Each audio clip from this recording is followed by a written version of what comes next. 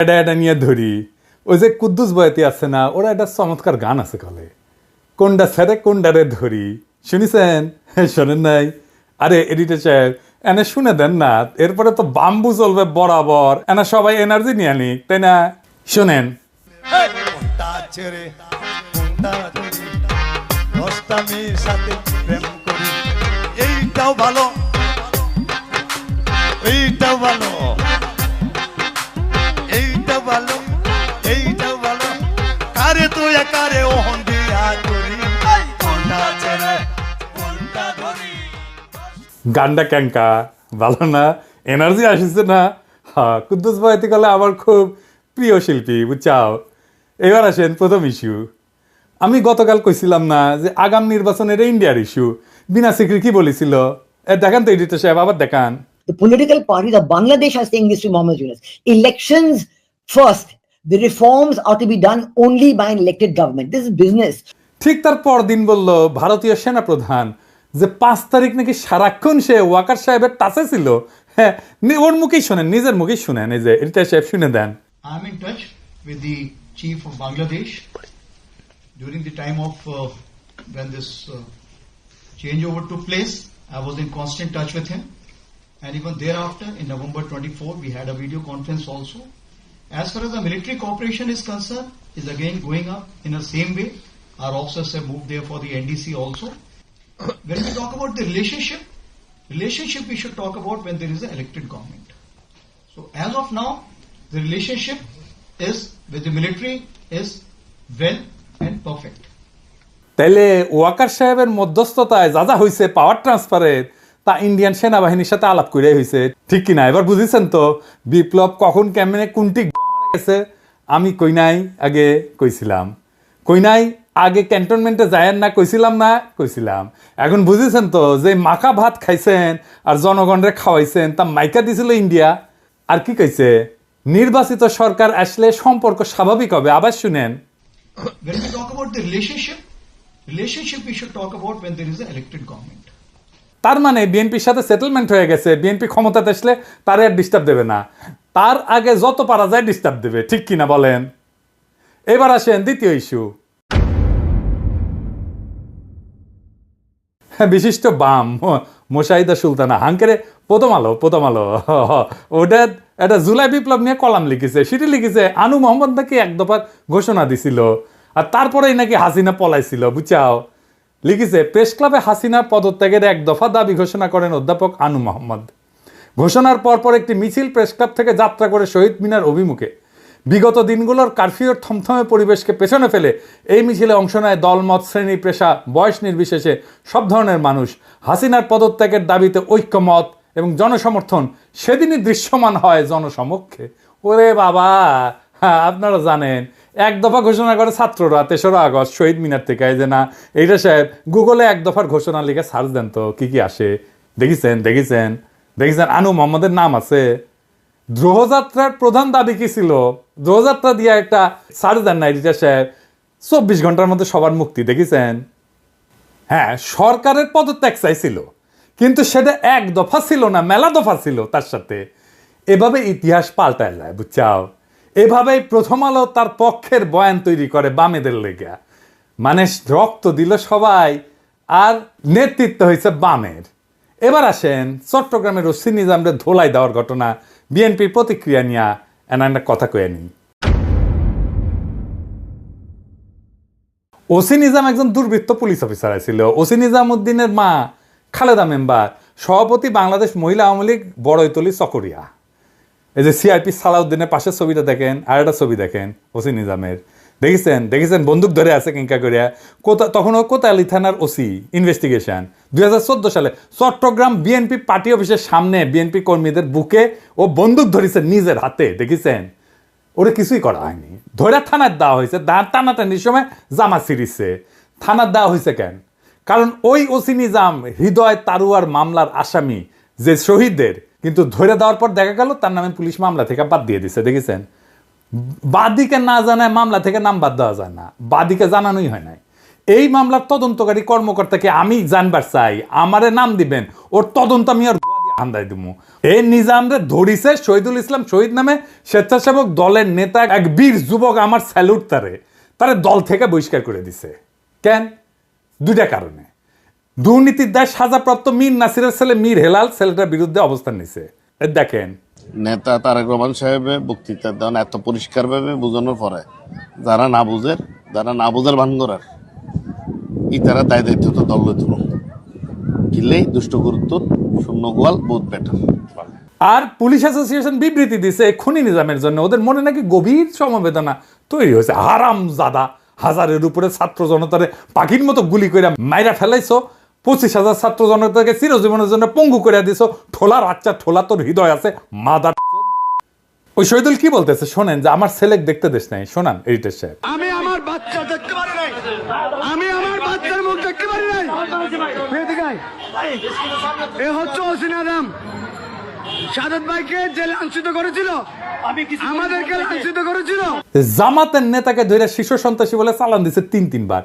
তার দোকান লুটপাট করেছে, বউ বাচ্চা গেছে দেখা করতে, বাচ্চার 104 ডিগ্রি জ্বর আসছিল, দেখা করতে দেন, সারা রাত ওই বাচ্চাটারে বসায় রাখিছে।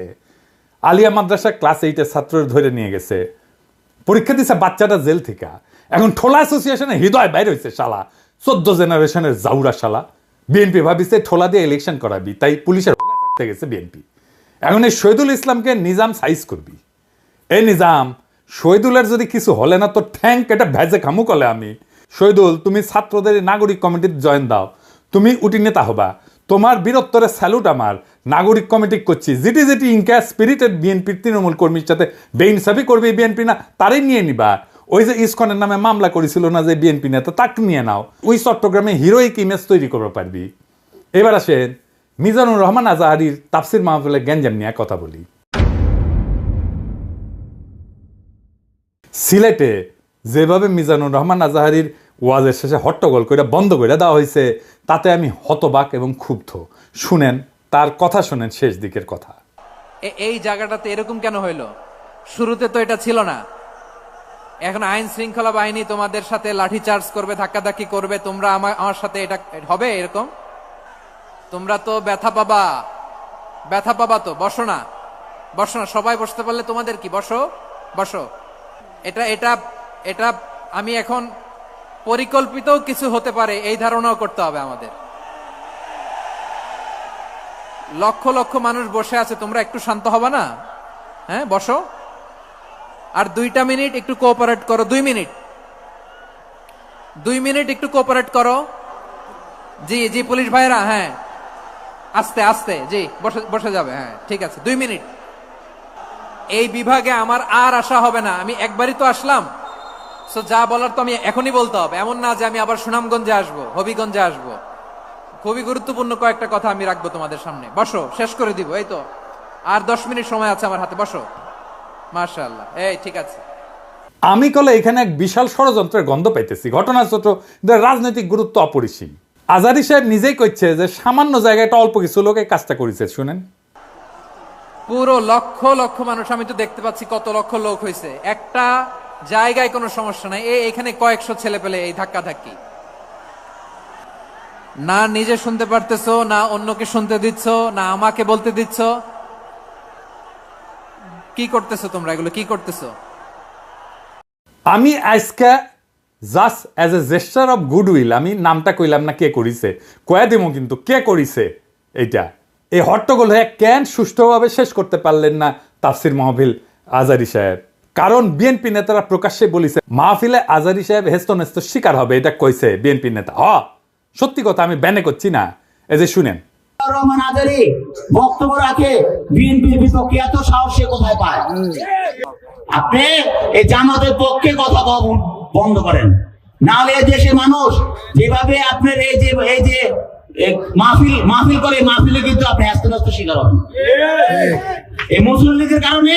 কারণ এই মুসলিম লীগ কিন্তু বিএনপি কে পছন্দ করে, এই মুসলিম লীগ কিন্তু অন্য সংগঠনকে পছন্দ করে। কিন্তু আল্লাহর নামে স্লোগান দিয়ে, ধর্মের কথা বলে, মাথায় টুপি লাগিয়ে, পাঞ্জাবি পরে বিএনপি কে বকবেন না আপনি, তাহলে কিন্তু হ্যাস্ত শিকার হবেন। আবার যে কোনো মুহূর্তে কিন্তু আপনি দেশান্তর হতে পারেন। ঠিক তার পরদিন এই ঘটনা ঘটলো। তার আগে তো অনেক নেতা, রিজভী ভাই তার সহকর্মীদের তাতায় রাখছে এখন আজারের উপর কেন বিএনপি বিলা? দুইটা কারণে।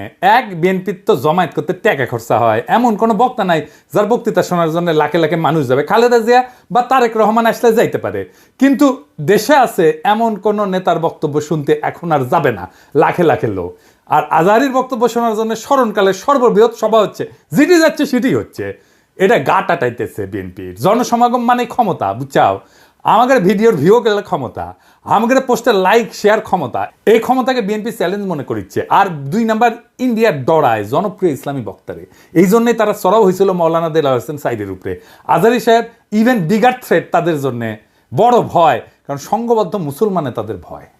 আজহারী জামাত করে না, তার বয়স কম, তার যুদ্ধাপরাধী বানাইতে পারবে না, চমৎকার কথা বলে, আধুনিক মননশীল, অপূর্ব সুন্দর গলা আর চেহারা মাশাআল্লাহ, ইংরেজি বলতে পারে ভালো। এইরকম একজন দায়ীকে কোনোভাবে টলারেট করবে ইন্ডিয়া? করবে না। এক বেকুব তার মাথার দাম ধার্য করেছে, শুনেছেন? শুনেন।